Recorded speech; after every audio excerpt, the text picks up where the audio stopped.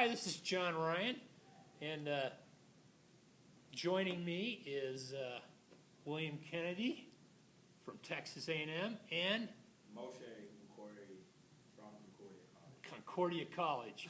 And we're here at the Air Force Invitational in Colorado Springs, Colorado, at the Olympic Training Center. You guys just took care of North Carolina. But first, both college players, but you guys are playing for Dallas. How did you guys hook up with them? Why don't you go first, Will? Yeah, well, I'm from Houston originally, so I played with the Firehawks some back when I'm in town over the summers and some tournaments throughout my college career. And now both numbers on both teams are kind of small, so we come together to form a Texas team now, and so that's now how I'm playing with Dallas. And you're up there, way up north, and you're also playing. How'd that happen? Yeah, so I have family in Dallas, and then every time I go there, I try to meet up with some of the guys of the Dallas team.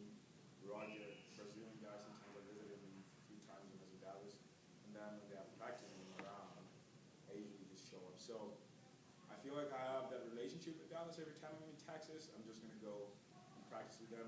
And then this is my second tournament with them. I played in December. I think it was the Dallas tournament, yeah. For the Texas. Yes, the Texas tournament. I played for Dallas that tournament. And ever since, I've just been like, you know, they always keep me up to date with anything that's going on. And from Concordia College, I just get to travel and then come to Yeah, let's talk a little bit about Concordia College, because I'm probably like everyone else outside of Minnesota and North Dakota. They hear Concordia College and they say, well, where is that? What school is that? How do they have a handball program? Yeah, so I started playing handball when I was, well, I think it was 15. I remember at 13 I tried to join a club and they told me I was too young to join a club, so that was kind of like... This is while you were in Dallas? No. This is back then in Africa. Oh, in Africa. Where are you from originally? Originally from Zimbabwe. Zimbabwe. Yes, sir. So when I was in Zim, I tried to join a club there, and then they told me to come back when I was 16, 15. Then I went back when I was 15, and then I started playing the sport. I tried rugby, but I wasn't big enough for rugby. So with handball, I started playing on the school team, and I was pretty good, and I was a starting player. And then I graduated high school, came for college year, and I linked up with the Minnesota team handball club from my campus, and I only realized that they were 4 hours away. So I had to start a club because there was no way I was going to commute in 4 hours every Wednesday as a student. Yeah. So it was tough. In 2016 fall, that's when we started the program, and I had like 4 guys in the team. Then in about 3 months in a semester, with enough guys to form a team, and then it was kind of difficult to teach them a new sport. You know, they try and play basketball on the court a lot, but we've made a lot of progress. And in retrospect, I would say that I feel like I see a lot of progress. I mean, some of the guys from my Concordia team are playing today, and they scored in some of the games, and you can tell that. How many guys are playing today? Two other guys from Concordia. So yes, and I've been trying to make sure that, you know, every time there's a tournament in the Midwest, we participate in those, and that's how we've been growing as a team. But I feel like I'm kind of sidetracked. Do you guys have enough to get to nationals? So yes, but the only problem is the timing of nationals is this year is off with just school calendar. We do have events that are kind of traditional on a college campus, and it's very difficult to convince players on the team to give up those, you know, commitments and travel with us to college nationals. So That's a shame. That would be nice to have a new college. Yeah. People, who are these guys? Where did they come from? Out of nowhere. yeah, for sure. Because you guys, you're definitely a solid player. I was watching you, and Thank you. I'm sure you're doing your best to bring all the other guys up to speed. Yes, sir. And William, how are things going with Texas A&M this season? Good, they're going really well actually. We got a bunch of new players in the fall, which is kind of uncharacteristic for an off Olympic cycle year. So we're expecting a lot next season with the Olympics, but we've got about 9 new players and about 5 who have really come again this semester. Other people have kind of been off and on because of work or school. So hopefully we'll have them back next season as well. Yeah. Some good young talent, some people who joined who are a little older as well. So looking really positive. I think we're going to be pretty competitive Yeah, this year. But you only got to play in the one tournament in Texas so Yes, far, right? Yes, we were trying to come here or to the Blue Cup, but just with timing and school, it was just challenging. And finances, we are thankfully sponsored by this one guy more or less, but that kind of covers Dallas and nationals. So it's hard to get outside. It's hard to motivate people who are not really invested in the sport, even though they enjoy it, have a good time playing it.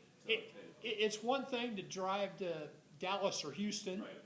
It's another thing to buy a plane ticket to go play a sport you've been playing for a while. Exactly. Once you've gotten there, it's not so hard. Right, yeah, you're used to it, yeah. And that's why I try to always play with Houston and Dallas, to get more experience, because I'm trying to lead the team, and if I'm not increasing my knowledge and experience, how can I raise their level? And so the other big thing this year is we have full senior lineup, which has not been like that for a long time. So we all started except for one guy freshman year. He started sophomore year. And so we have a lot of chemistry on and off the court, which I think is going to be very helpful. And you guys are definitely planning on college nationals. Yes, yeah, we actually have a little too much for one team. So we're hoping to combine with UNC's spillover. Oh, okay. To make a second team. Huh? So that's been encouraging. And what's the goal for Texas A&M at nationals? Where do you think you guys The can? goal is to try to win it. I think we have a shot this time. Yeah. I know our game experience is going to be our weakness, but Well, you guys definitely played Air Force close in the third place game last year, and then you played them at the Texas tournament. yes. And they came away with the win, but they've been playing a lot more Right. games. So We were actually up at halftime, so that's kind of where game management experience is going to be key. For sure. And you're looking to graduate here in the spring. Mm-hmm. What's your plans after graduation? I'm actually looking to try to play handball for at least a year. So I've been talking with Julio and some other top players from the national team, the junior national team, to see what it's like over there and see if I can get in a club, to see if it can raise my level a little bit. So overseas into Europe, yes, like yeah. are you targeting any country in particular? I'm looking to develop a club system. I'm pretty open ultimately. I know that handball may not last forever, so I also kind of trying to keep an eye on maybe where I could get a more traditional job in chemical engineering, which I studied, if it doesn't work out for some reason. So Yeah, that would be the ideal, to actually have a job that we were talking earlier. You're graduating in chemical engineering, so that would be great to get a job, and that's something that would look good on the resume, right. and then also have that handball experience. Exactly. So hopefully I'll know more by nationals, but yeah. Have been working on your German, or Not yet. I don't want to start learning a language and then move to Sweden. So. that would be problematic. Yeah. I think it's great to get that opportunity to live in another country, and get that experience too. And it's hard to, like, where do you see yourself developing as a handball player? Yeah, well, one thing I've noticed as playing with the national team and these tournaments, when you get stickum, it's a different game, and even the stuff that you're used to doing without stickum isn't the same. And so I just feel like the repetition is going to be key to just opening up the game where I'm comfortable just doing whatever with the ball, and then being able to then strategize a little bit more. Sure. So Have you looked at playing wing maybe? yeah, that was my recommendation, and I'm open to doing that. I know that I'm a little undersized to really move up in the ranks. Yeah, you're kind of what they have it in other sports. They call it the tweener. Yeah. You're not a 6'5" towering shooter, but Right. you got some solid skills. And then the question is, do you have the requisite quickness to play wing? Right. But you're not going to find that out here in the U.S. probably. Exactly. Yeah. So I feel like I just got to give it a full shot. Sure. What are your plans? What grade are you in? So I'm a senior, and I'm graduating this semester. So my plan is I've managed to secure a sponsorship with a biotech company in Fargo, which is this capital of North Dakota.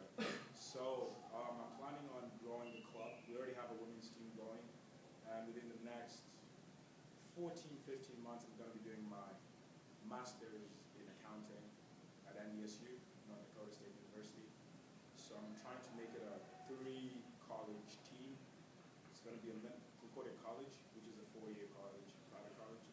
then there's a Minnesota, more state university, and then there's NDSU within basically two cities that are right next to each other. So having one team from those three campuses sponsored by the colleges and the universities, plus this sponsor, I think are able to work on developing Yeah, you look at a college like Concordia. What is it? 1,500 students, something like that. Yeah, it's 1,800. Yeah, and it's a smaller school. So I look at that, from like a grow the game standpoint. Super motivated guy getting things going there. The 1,800 students to work with, and then a lot of them are already probably playing something. Yeah. So you have a small pool to work with. Yes. But maybe that strategy of combining colleges makes sense. Yes, yeah, no, that definitely makes sense. And I mean, comparing ourselves to the teams that play in the Midwest, Milwaukee, Minnesota, Chicago, I feel like in every tournament we usually play against each other. It's always a better result. Like, I think it was sometime in February, early February, we played in a small town in Milwaukee against both of the teams, and we lost the game at the very end, which when we started, it was different because I remember the very first game, it was about that. Like, you're having someone who does not know how handball works and they're trying to dribble crossovers and everything. And it's just, you need patience and working with them, but it takes time. Well, and I remember I listened to rugby podcasts a lot of time just to see what they do in another sport. And they actually have an organization, they call it the National Small College Rugby Organization, and they actually put together they join teams up and they play against the big schools. They say, okay, they get special dispensation to actually form a team to go play at their sevens championship. Okay. It was like a combination of several schools and like an all-star team. So maybe that's a model that USA Team Handball can follow. Have you guys heard of some of the efforts going on with college handball in the U.S.? Are you excited? Do you feel good about the future? What's your perspective? I've heard about it. I don't think it's going to come to A&M, unfortunately. There's a lot of stuff going on in the Northeast, or kind of just the East Coast and in the Midwest. So I feel like that's where the first wave is going to hit. And I've been talking with my coach and just thinking about it. It might come the second wave through A&M and stuff like that. Yeah. But so I think we're maybe a little removed from it. But that's okay. I didn't hear anything. Yeah. I did not Well, hear anything. I'm a big fan of the college game. That's the reason why I'm interviewing you guys, and I'm looking forward to seeing Air Force and North Carolina play. I think it's great because you have a little bit more consistency with the rosters. Yeah. And nothing against the team you guys put together here for Dallas, but you guys are kind of from all over, and you guys want to play and you want to get together. But I just like the idea of guys in their late teens, early 20s. Everybody seems to be working with the same playing field. Is one of the things I like about the college game. So you guys are looking good to make the finals of this tournament. So far, what's your record? 2-0. 2-0, and you'll play who next? Air Force 2 tonight, and then Air Force 1. Okay, so it's never a given that you're going to win a game. Right. But I would chalk up a W for Air Force 2, and then I guess we'll look at the Air Force North Carolina game. We'll kind of give a decision as to where that's headed. You might have things wrapped up or not. It depends. Right. It could be a possible three-way tie. Yeah, sure. Yeah. Well, all right, William and I'm sorry, Moshe, William and Moshe. Great talking to you. Good luck with the rest of the tournament here. Thanks. Thanks.